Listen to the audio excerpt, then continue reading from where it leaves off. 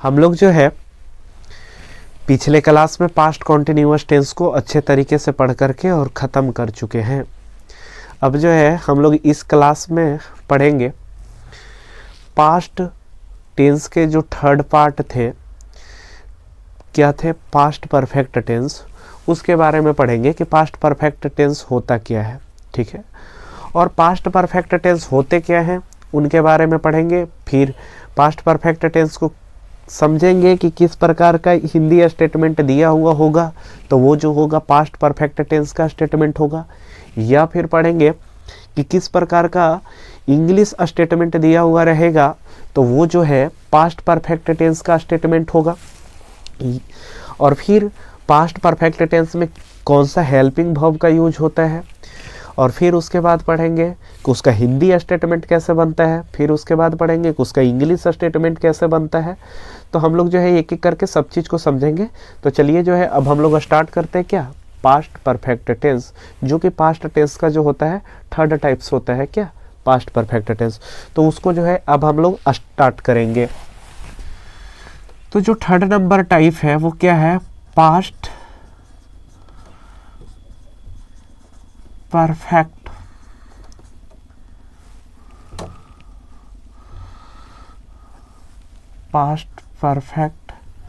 Tense.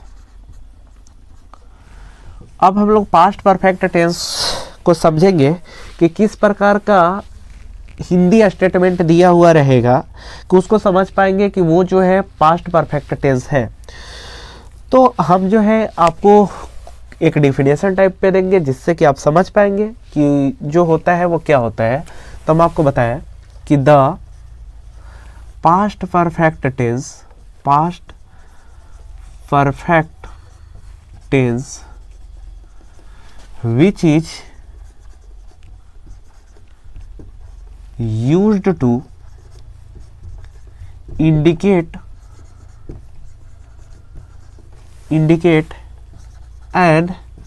an action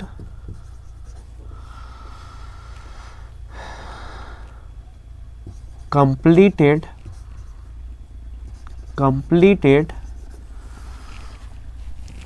in more past as compare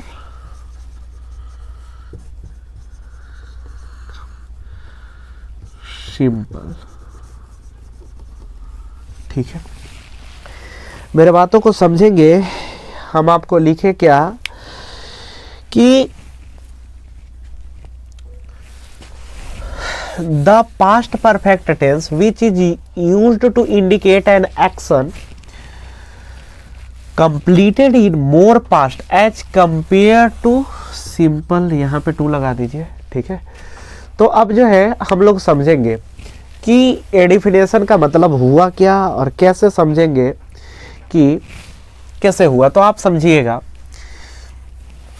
बोल रहा है क्या कि the past perfect tense which is used to indicate an action completed in more past as compare to simple.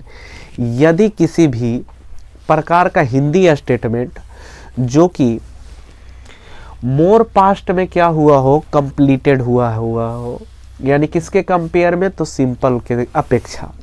जैसे किसी भी Hindi statement में यदि एक्शन आपको कंप्लीटेड मूवमेंट में मिलता है और वो जो होना चाहिए, क्या होना चाहिए, मोर पास्ट में कंप्लीट होना चाहिए।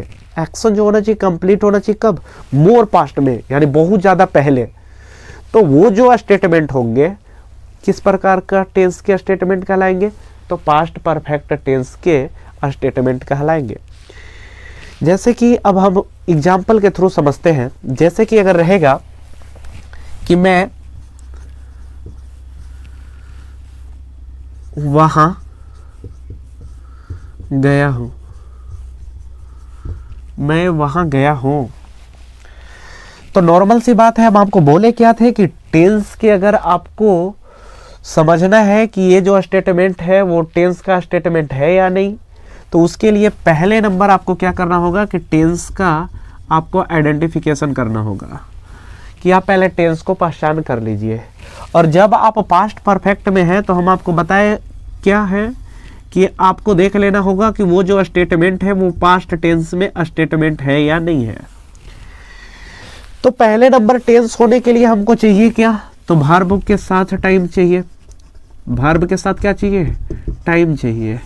तो आप जब देखेंगे कि मैं वहां गया हूं, यानी यहाँ पे जो जाने का एक्टिविटी है और उसके साथ टाइम भी इंडिकेट कर दिया, यानी नॉर्मल सी बात है कि ये जो हो गया क्या हो गया, टेंस हो गया।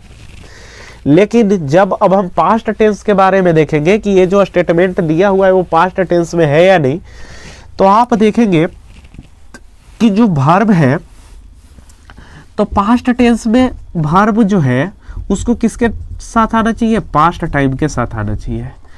जब आप देखेंगे सर कि यहाँ पे जो वर्ब है वो किसके साथ आ रहा है, प्रेजेंट टाइम के साथ आ रहा है। यानी नॉर्मल सी बात है कि वर्ब जो है प्रेजेंट टाइम के साथ आ रहा है, तो ये तो पास्ट टेंस होगा ही नहीं। और जब ये अगर पास्ट टेंस ही नहीं होगा तो पास्ट परफेक्ट टेंस होगा कैसे। यानी नॉर्मल सी बात है कि यहीं पे जो हो गया क्या हो गया, खत्म हो गया। ठीक है, यानी ये जो है पास्ट परफेक्ट टेंस का स्टेटमेंट होगा ही नहीं, क्योंकि ये जो है पास्ट टेंस का ही जब स्टेटमेंट नहीं है तो पास्ट परफेक्ट टेंस का कैसे हो जाएगा। ठीक है, अब जैसे कुछ और एग्जांपल ले लेते हैं। जैसे रहेगा कि मैंने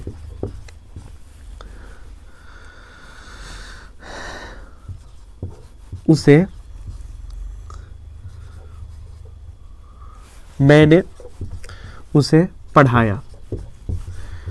जब आप देखेंगे सर तो यहाँ पे पहले इसको चेक करेंगे कि ये जो है वर्ब प्लस टाइम है कि नहीं। तो नॉर्मल सी बात है, मैंने उसे पढ़ाया यानी पास्ट टाइम में, यानी अभी उसको पढ़ाए, वो चला गया, तो यानी वो जो है क्या है, वर्ब के साथ टाइम है, यानी नॉर्मल सी बात वो टेंस तो हो गया, सेंटेंस। अब उसके बाद क्या कि पास्ट टेंस का सेंटेंस है या नहीं। तो पास्ट टेंस के सेंटेंस होने के लिए क्या चाहिए आपको, वर्ब के साथ क्या चाहिए, पास्ट टाइम चाहिए। तो जब आप देखेंगे कि पढ़ाया के साथ जो है मैंने उसे पढ़ाया, इससे क्या आपको फील हो रहा है कि ये जो पढ़ाने वाला एक्टिविटी है मेरा वो कब हुआ है, तो पास्ट टाइम में हुआ है। यानी नॉर्मल सी बात कि ये जो है पास्ट टाइम की डिनोट भी कर दिया, यानी ये तो पास्ट टेंस में भी एंट्री मार दिया। अब भाई आते हैं, देखते हैं कि इस स्ट्रक्चर को फुलफिल कर रहा है कि नहीं। तो स्ट्रक्चर क्या कहता है कि indicate an action completed in more past. अब आप बताइएगा सर, मैंने उसे पढ़ाया, इस स्टेटमेंट से आप फील कीजिए कि इससे क्या फील हो रहा है आपको कि मैंने जो पढ़ाया यानी अभी उसको 10 मिनट 15 मिनट आधे घंटे 1 घंटे 2 घंटे पहले पढ़ाया। ये नहीं, ये जो एक्शन मेरा कंप्लीटेड हो रहा है वो पास्ट में तो हो रहा है, लेकिन क्या हो रहा है, रिसेंटली पास्ट में हो रहा है। यानी अभी जो है जस्ट उसको पढ़ा करके हम भेजे, यानी ये इस स्टेटमेंट से हमको पता चल रहा है, यानी मोर पास्ट का इंडिकेट नहीं हो रहा है, मोर पास्ट का जिक्र इस सेंटेंस में नहीं हो रहा है। यानी इसका मतलब ये जो स्टेटमेंट होगा पास्ट परफेक्ट टेंस से समझना क्या हो जाएगा, गलत हो जाएगा। लेकिन ये भी रहेगा कि मैंने, ठीक है, मैंने उसे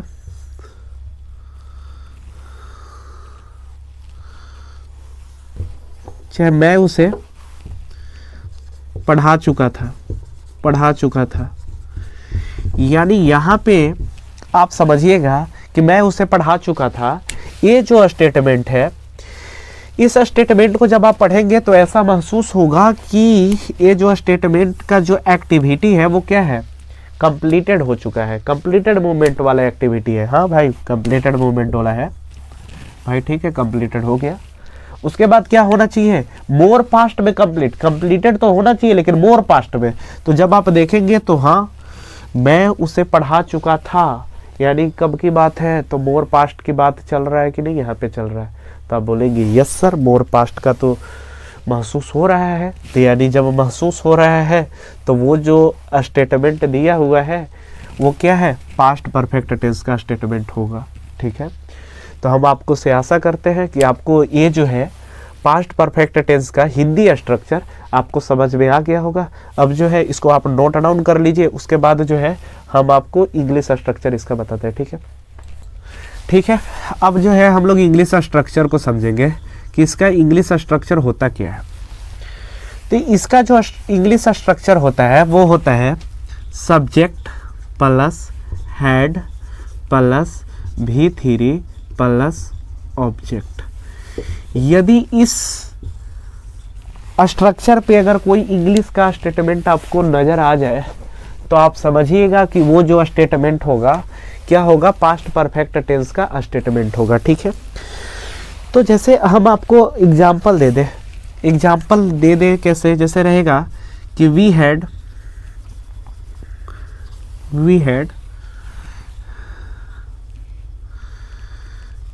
मेट हर, यानी ये जो स्टेटमेंट हो गया कि वी हैड मेट हर, तो इसका मतलब क्या हुआ कि हम लोग उससे मिल चुके थे। यानी इसका मतलब क्या हो गया, ये जो स्टेटमेंट है वो भाई सब्जेक्ट वी है ही, हैड भाई हेल्पिंग वर्ब है ही, और क्या है V3 आइए गया, और उसके बाद क्या ऑब्जेक्ट आ ही गया। तो यानी नॉर्मल सी बात, ऑल सब्जेक्ट के साथ एक ही तो हेल्पिंग वर्ब है ही, यानी नॉर्मल सी बात इसके साथ कौन सा हेल्पिंग वर्ब का यूज होगा, तो हैड का हेल्पिंग वर्ब का यूज होगा। अब जैसे कुछ जैसे स्टेटमेंट जो होते हैं हिंदी स्टेटमेंट, वो बड़े बड़े रहते हैं, और उनको बनाते कैसे हैं। अगर पहले नंबर इसका अगर आप नेगेटिव फॉर्म देखेंगे सर, तो इसको नेगेटिव बनाना तो आसान है। कैसे सर, तो हम आपको बता चुके हैं कि किसी भी नेगेटिव या इंट्रोगेटिव एंड नेगेटिव बनाने के लिए क्या है, सेंटेंस में हेल्पिंग वर्ब होना जरूरी है। तो यहाँ पे सेंटेंस में तो हेल्पिंग वर्ब है ही, तो जब हेल्पिंग वर्ब है ही तो सोचना क्या है, नेगेटिव बनाने के लिए हम क्या कर लेंगे कि हेल्पिंग वर्ब के बाद क्या लगा देंगे, नोट लगा देंगे, और फिर क्या मेट, फिर क्या हर, कंप्लीट हो गया। फिर जब आप देखेंगे इंट्रोगेटिव, तो इंट्रोगेटिव के लिए क्या है सर, तो इंट्रोगेटिव के लिए हम आपको बोले क्या थे कि हेल्पिंग वर्ब को क्या कर लेते हैं, पहले कर लेते हैं, हेल्पिंग वर्ब को क्या कर लेते हैं, पहले कर लेते हैं, उसके बाद क्या लिख देते हैं, सब्जेक्ट लिख देते हैं, और उसके बाद जो भी होता है उसको। तो पहले जब आपको इंट्रोगेटिव करना होगा तो हेड को आप शुरू में कर लीजिएगा, हेड हो गया, और वी हो गया, और फिर क्या ज्यों कहते हो, यानी मेट हर ज्यों कहते हो। ठीक है, फिर जब आपको यदि इंट्रोगेटिव एंड नेगेटिव करना होगा, तो उसके लिए क्या कर लेंगे, तो हेल्पिंग वर्ब को, यानी हेल्पिंग वर्ब क्या है, हेड कर लिए, फिर क्या है वी, और उसके बाद क्या लगा देंगे, नोट लगा देंगे, और मेट हर जो कहते हो, मेट हर हो गया कंप्लीट। ठीक है, अब जैसे कुछ जो होते हैं इसमें बड़ा उस टाइप का जो स्टेटमेंट होते हैं, थोड़ा सा बहुत ज़्यादा प्रचलित है इस टेंस में, वो क्या है, जैसे कुछ एग्जाम्पल हम आपको दे दें। जैसे रहता है क्या कि डॉक्टर के आने के पहले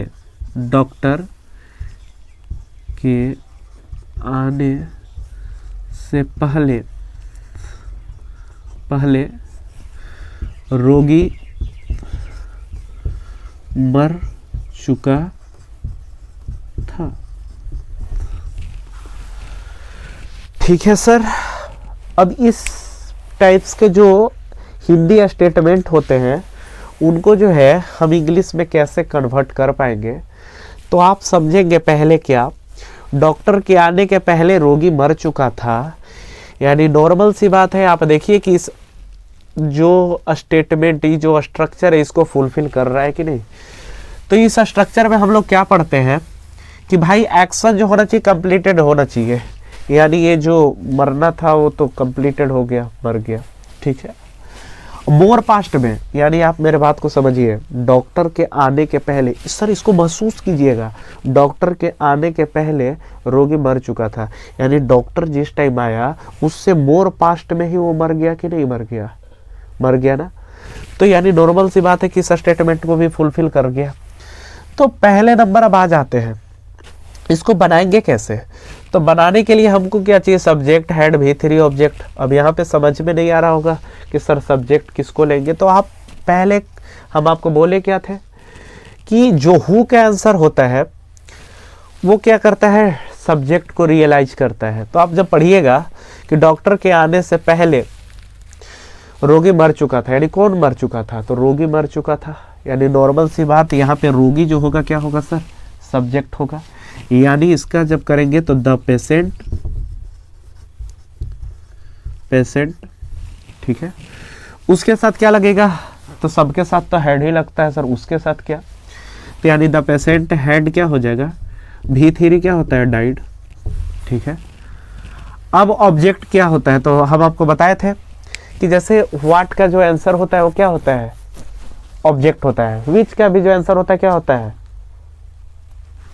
ऑब्जेक्ट होता है। वेयर का भी जो आंसर होता है वो क्या होता है, ऑब्जेक्ट ही होता है। ठीक है, तो the patient had died before, before.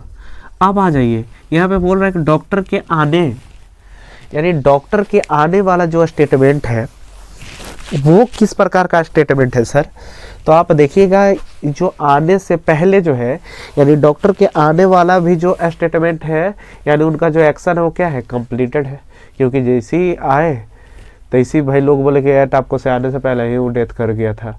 ठीक है, यानी जब देखेंगे, यानी लेकिन ये जो डॉक्टर के आने, तो ये जो डॉक्टर साहब आए तो उस टाइम जो था एक्शन जो था कंप्लीटेड हुआ, लेकिन वो क्या हुआ, रिसेंटली हुआ, यानी तुरंत हुआ।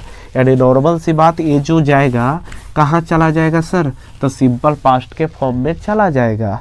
तो जब देखेंगे तो बिफोर द डॉक्टर, डॉक्टर केम। समझ गए सर। तो हम आपसे आशा करते हैं कि आप जो होंगे पास्ट परफेक्ट टेंस को बहुत अच्छे तरीके से समझ गए होंगे। हम आपको पास्ट परफेक्ट टेंस में क्या समझाए सर, कि पास्ट परफेक्ट टेंस जो होते हैं वो क्या होते हैं, उनमें जो होना चाहिए इंग्लिश स्टेटमेंट के लिए एक्शन जो होना चाहिए कंप्लीटेड मूवमेंट में होना चाहिए, लेकिन बात उसमें क्या है, मोर पास्ट में होना चाहिए एज कंपेयर टू सिंपल। यानी सिंपल पास्ट के तुलना में जो है उसमें क्या होना चाहिए, मोर पास्ट में एक्शन जो होना चाहिए कंप्लीटेड होना चाहिए। ठीक है, उसके बाद हिंदी इंग्लिश स्ट्रक्चर के लिए हम आपको क्या बताएं कि सब्जेक्ट के साथ हेल्पिंग वर्ब हैड आना चाहिए, और V3 है उसके बाद ऑब्जेक्ट है तो वो जो होगा हो जाएगा। और नेगेटिव इंट्रोगेटिव के लिए जब हेल्पिंग वर्ब मिल गया तो फिर सोचना क्या है, बल्ले बल्ले हो गया। यानी यहाँ से आपका क्या होता है, पास्ट परफेक्ट टेंस अच्छे तरीके से क्या होता है, समाप्त होता है। तो आप जो है इसको नोट डाउन कर लीजिए। ठीक है, अब जो है हम लोग नेक्स्ट क्लास में मिलेंगे, जिसमें कि हम आपको पास्ट टेंस का आखिरी जो टाइप्स है पास्ट परफेक्ट कॉन्टिन्यूअस टेंस, वो हम आपको डील करेंगे। ठीक है, तो आप जो है इसको आराम से नोट डाउन कर लीजिए। उसके बाद हम आपसे मिलते हैं नेक्स्ट डे, यानी पास्ट परफेक्ट कॉन्टिन्यूअस टेंस के साथ। ठीक है, थैंक यू।